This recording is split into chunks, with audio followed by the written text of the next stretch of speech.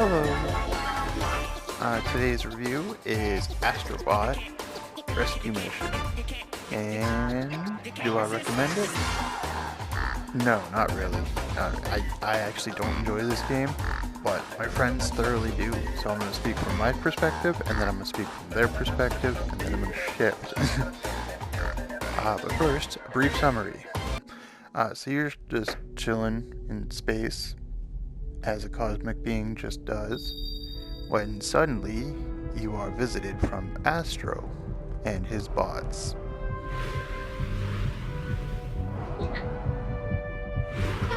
Personal space buddy.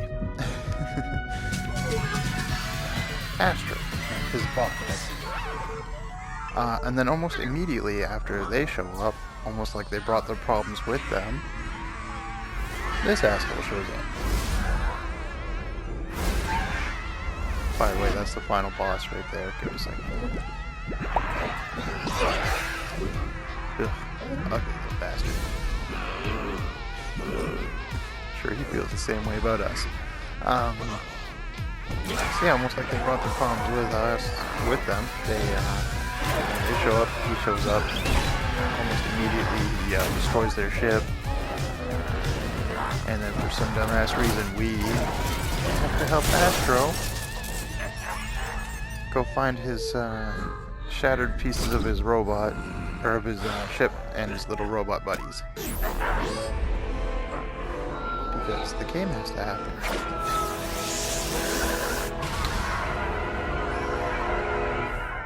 Everything just blows up and scatters to the wind.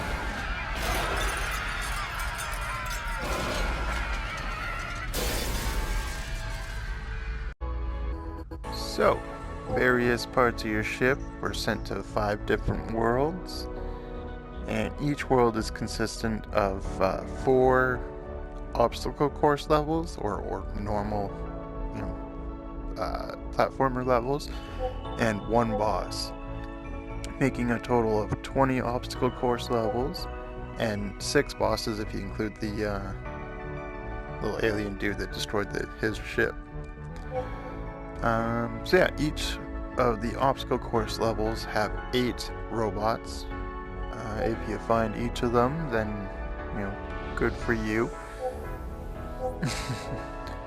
And, yeah, you're here to help little Astro fix up his ship and get back to wherever it is they came from.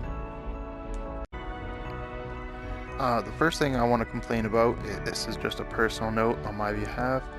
I like options, I like being able to set different options and stuff, which you cannot do. There is no turning aside from turning your own physical head, which makes some of these levels a little neck breaking. You can't turn off the music, so I'm really hoping I don't get a copyright at the end of this. And there's no comfort options, which, I only ever turn them off, so I'm kind of glad there's no comfort options, but, there's no options, period, so that bit's a little annoying. But, let's get on to actual parts of the review. The neck-breaking part of the platforming is the parts like this, because, you're not really supposed to look away from your camera for too long. In particular, especially with move controllers or the DualShock, the light in the front here is what it tracks. So if it can't see it, then say for example, if I lift it above my head and face it towards, it'll then face away, lower it down by my knees. I'm sitting down just so that, because you don't think I'm that tiny. Yeah, and then you have to break your neck looking all the way up here, or trying to peek over something, looking down there, or around something. That bit's kind of a pain in the butt to really hammer in that whole having to peek around things bit. I literally have to lean forward right here because the camera isn't fucking moving forward enough, and then lean back because we have no fucking control over our camera. But the fun, more intricate part is the part that my friends enjoy, and the part that, frankly, I enjoy as well a little bit. The platforming levels are so intricate in some instances that you actually have to pay close attention to future parts of the track in order to get all the robots. And sometimes you think you're falling down a bottomless pit, suddenly trampoline and little robot buddy.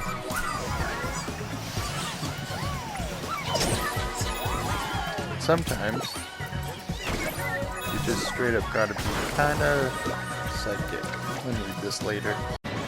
Because you never know when there's a missable part of environment that you can hit to get yourself another robot. Sometimes you just gotta be psychic. One of the big compliments of the game is that it's really adorable. I mean, look at those mushrooms. And even like the little robots you gotta rescue, some of them are just vibing. Look at the adorable little cows. A bunch of like kind of cutesy-esque vultures. Look at this cutesy little guy just vibing, just chilling with a cactus. He even got a little succulent thing on his head. Even the enemies, as ugly as they are still in some way kind of cute. So ugly, they're kind of cute. You know, and that's really my complaint, is like, after a while, it's like, I get it.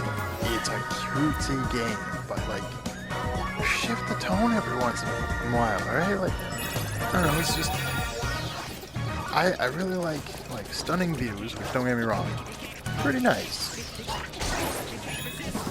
And I like, no psycho, but I like a little bit of murder, a little dismemberment, maybe some torture. You know, everything in here is just like, boop, and he's done. Just pow, right in the kisser and he's gone. There's no satisfying dismemberment or like absolute destruction. And again, no psycho. Well, actually, that's actually where the bosses come in.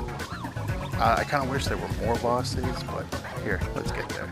The boss battles are actually my favorite part, and is the one part that my friends and I both agree on is like great. We agree for different reasons. They just find it more unique and different than every other part of the game, which I do agree. It does absolutely shift the tone, like I said it should earlier. But in like a dark way. Normally everything's like boop and it's done, but boss battles are a little different. Say for example, spoiler alert, the first one, who you shatter the teeth of with your little Astro hands, and then using a winch you rip out the nerve ending. / base of the tooth. And if that ain't some torturous dark dismemberment shit, I don't know what is.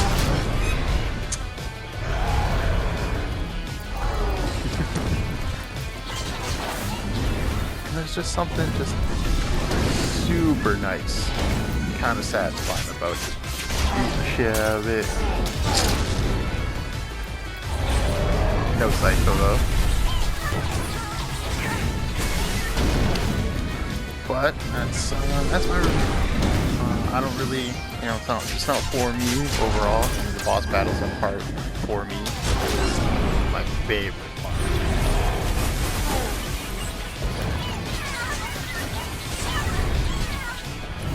But other than that, yeah, I don't really recommend it. It's just not for me personally. However, my friends though, they love this cutesy shit.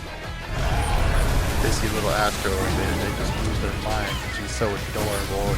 Every little enemy is like so ugly, but they're kind of cute.